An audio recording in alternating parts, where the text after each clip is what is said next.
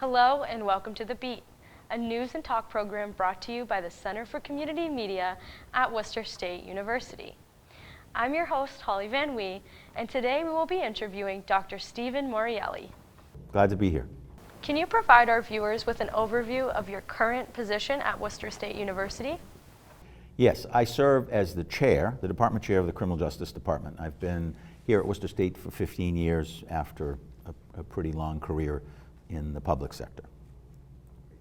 What is the CopDoc podcast and why was it started?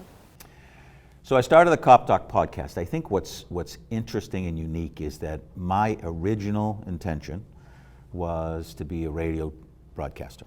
And I went to school for my first 2 years as a radio and TV major. At that point in time, I decided I did a little radio and it wasn't paying very much. I was on a station up in New Hampshire for a little while, and I decided to go in the Army and went in a different direction. The CopDoc podcast came from discussions with many people in the field, where we started to talk about things, and as I was capturing some of the things we were saying, I thought, I need to get this out. I would be talking to police chiefs or academics.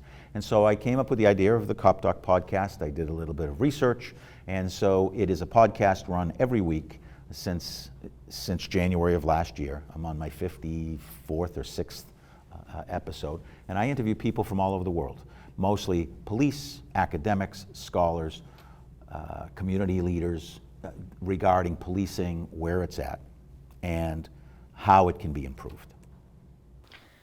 On the podcast website, it mentions you worked for 20 years as a special agent in the Drug Enforcement Administration. What was that experience like, and how does it inform the content of your podcast? Well, so I think what's important is that my role here as a professor and the chair of the department right now is that it's my second career, and I see myself as a pracademic. And that's a play on words. It's somebody with practical experience with an academic credential. And so it definitely informs what I do, what we talk about, and my experiences. What I think is important for the viewers to understand is that it wasn't just DEA, Drug Enforcement Administration. I did spend 20 years, but I had been an MP in the Army. I was a police officer in New Hampshire and a detective, and then I became a special agent and a manager for the DEA, traveled all over the world. And lastly, I was the assistant special agent in charge, the chief of investigations for HHS, the Inspector General, where we were doing Medicare and Medicaid fraud. So, of course, all of that stuff informs. Understanding what's going on, how police act. I think what's important is when you see what's happening and the negative aspect of policing, I want to bring out the positive aspect. I don't agree with some of the behavior of some people. But like anything else, and even on this campus, there's people who don't necessarily agree with me because I represent policing. But the fact of the matter is that I'm not sure where this country would be without police. I think it would be anarchy and chaos, as we saw on January 6th. But nonetheless, I think what I'm trying to do is to show people that there are very, very learned people with well-intentioned to try to improve service in policing all across the country. And I get to talk to people from all over the world. What do you look for when selecting potential guests for your podcast? So I've had any number of police chiefs on. I've reached out. Let me say this. I think LinkedIn has flattened the world. And so I've reached out to people in New Zealand, in Australia, in Canada, in the UK, in Ireland. And I've spoken, anytime I have reached out, would you be interested? They say yes. So it's pretty neat. In a couple of weeks, I've got the number 4 person for the Guard of the Irish National Police. I have somebody again from Australia that will be on pretty soon. I've interviewed Bill Bratton, who was the LA and the New York chief. I've interviewed Ed Davis, who was the commissioner during the Boston Marathon bombing, and any number of people at different levels. So it is police, I'm looking for interesting people who are innovative, who are not afraid to speak out and speak up, who are trying very hard not to babysit an agency, but to bring the agency forward, and to allow the listeners that come from all over the world to understand that there are steps that can be taken to improve policing. Not perfect by any, and believe me, one of the things I say even in classes, policing has its pimples. So does everything. And so we talk about those things and where do we go from here, and asking those questions and getting those points of view and perspectives is just amazing. Do you have a favorite episode of the podcast, or one you would recommend our viewers to listen to as an entry point to the podcast? You know what that's like. It's like asking a musician, what's your favorite song? I'm not sure that I have a favorite. I'm not sure that I have my repertoire behind me. But I would say that if you are somebody who is interested in real world events, I would say that Ed Davis would be someone that would be very interesting to hear. One of the things that came from that, and I've known Ed for 30 years, one of the things that came from that was his feelings when he was on the scene, seeing blood and guts and bones and dead and dying people, and how he personally reacted to that. And so that caused us to start talking about mental health and wellness of officers and getting help. Because police, no matter what, police get called on to see things that no one should see. And it's not just once, it's over and over again, and you can't unsee it, and it does impact your personal life. So we talk deeply about that with as many people who are on the show. In fact, one of the big questions that I've asked, especially when I'm dealing with people from overseas, from out of the country, is what was your feeling when you saw what happened on January 6th, 2021 at our nation's capital? And it is really palpable, first of all, to understand that the world watches and how they react to what we all saw, which was just a travesty. And so I would say Ed Davis would be one. I would say the New Zealand police, Bruce O'Brien, fascinating guy. He's the number 3 person for the New Zealand National Police. He talks about evidence-based policing in a way where, in a lot of ways, we don't even do that in our country yet. So there's sort of an experiment going on in New Zealand that we can learn from. So depending on what you're interested in, listen to some of the police chiefs. Listen to a few of the academics. Brenda Bond is another one, somebody who worked for Lowell and now is a colleague of mine at Suffolk University. And she was a very good interview. And I try to balance it between the male influence and the male perspective and the female perspective. So I'm talking to any number of people from, again, all over the country. And it really has grown very, very, very nicely. I'm starting to get feedback from listeners, which is just an amazing thing. Recently, there have been a growing number of news reports of racially motivated attacks and hate crimes. How does the podcast address these issues from the perspective of law enforcement? Because if you're not going to talk about what's going on in the world, then you're like an ostrich with their head in the sand. We talk about these things all of the time. What do we do with the bad? What do we do with improvement? How do we improve training? How do we improve service delivery? How do we improve relationships? That's really the basis of many of the conversations. I do an awful lot of training, and so it's not unusual to talk about these things in training sessions for sergeants or for lieutenants and captains and even executives. And I bring that into the podcast. And I think my idea was this. If I'm sitting in a room, even in a class with 20 or 30 students, that's the extent of the conversation that we have. This extends it way beyond. In fact, in many of my classes, some of the students are asked, all of my students are asked to listen to an episode or several during the semester. But here's what they say. I asked them to find 3 learning points.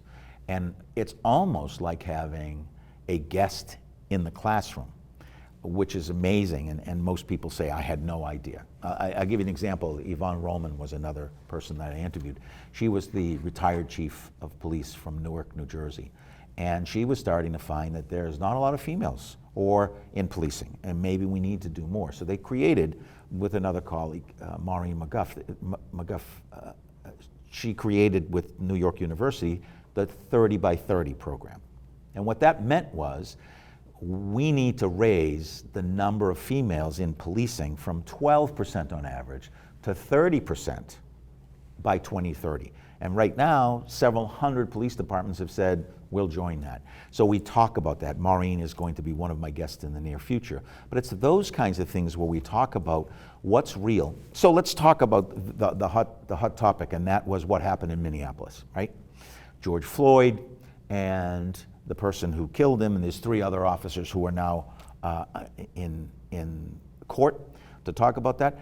That's something I can't tell you anybody I've ever spoken to who is in policing that could condone what happened under any circumstances. So that's the starting point. That's the starting point. Racially motivated issues happen. Is there systemic racism? That's what we talk about. It's not for me to make that assessment. It's for people to hear different perspectives and make their own judgment. But we absolutely talk about it all of the time. There is a public concern about police shootings. Based on your background and your interviews, how are law enforcement agencies addressing this issue? Well, when you talk about police shootings, I think it's important to understand that police are the only people authorized to take a life. That's a pretty serious job. That's a pretty serious situation that one finds themselves in. Now, if you look fast forward to this week, we had 2 New York officers that were killed. I believe in the last 3 weeks, there's been about 1 officer a day killed by shooting. And so there are targets on the backs of police officers. There's great disdain on police officers. But I have to say, my own experience is, are there bad police officers? Of course. Of course there are. Are all police officers bad? No. There's bad professors, there's bad teachers, there's bad lawyers, there's bad doctors, there's bad in everything. I would say that the vast majority of people come to work to try to help people. Some people would say that's crap. I don't believe that, Steve. But I would have to say that most of the people that I engage in are trying to do the right thing. It's very difficult to enforce the law. It's very difficult. First of all, I think that there's a great disrespect for police. Some would say that the police are disrespecting people. And in some places, that's absolutely true. I don't think that's the case everywhere. So we talk about what are we going to do to try to minimize that, to try to avoid some of those situations from happening. One of the things that police are beginning to do is talk about de-escalation.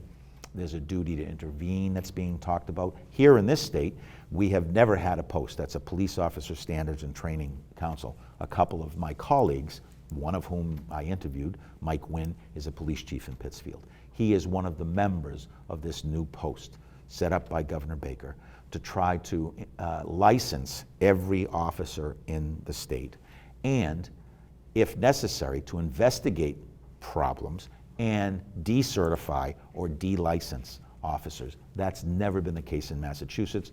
It's very strong in the West, not so much in the East, so that's about to take hold. I think one of the closest states that has a post here is in Connecticut, and it has been very effective. So we're just beginning to get our footing with this police officer standards and training, and I think it will inject better training and better oversight.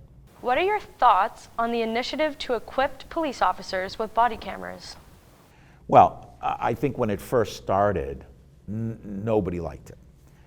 And it's interesting that the people who called for it were people like the ACLU. We want to know what's going on, no problem.